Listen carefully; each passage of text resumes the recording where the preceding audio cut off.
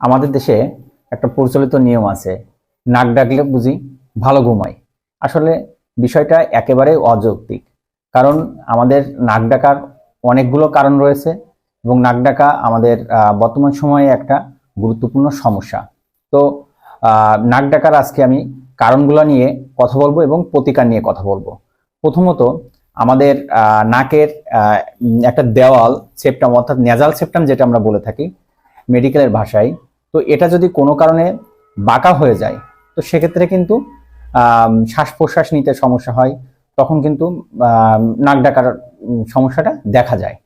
পাশাপাশি আমাদের নাকের ইনফিরিয়র টার্মিনেট অর্থাৎ নাকের উপরে যে হাড্ডি থাকে, হাড্ডির উপরে মাংস হাড্ডির উপরে এক ধরনের মাংস থাকে। তো সেই মাংস যদি কোনো কারণে ফুলে যায় তো সেক্ষেত্রে কিন্তু শ্বাস প্রশ্বাস নিতে সমস্যা হয়, তখনও কিন্তু নাক ডাকতে পারে।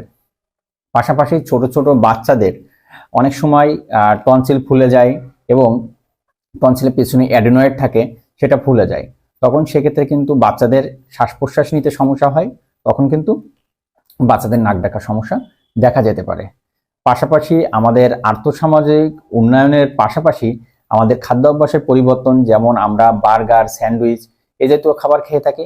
তো এই ক্ষেত্রে দেখা যায় যে এই ফাস্টফুড খাওয়ার কারণে আমাদের শরীরের অতিরিক্ত মাত্রা ওজন বৃদ্ধির জন্য কিন্তু এই নাক ডাকার একটা সমস্যা হিসেবে আমরা ধরতে পারি।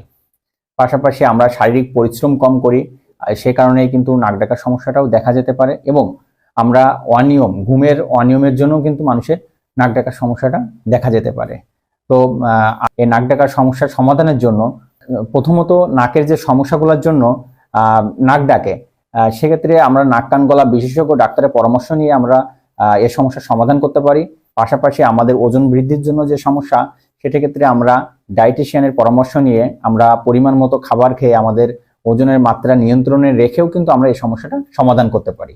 এবং আমাদের আর যে সমস্যা, আমরা একটা গবেষণায় দেখা গেছে কোনো মানুষ যদি কাত হয়ে ঘুমায় তো সেক্ষেত্রেও কিন্তু নাক ডাকার পরিমাণ কিছুটা হলেও কমে।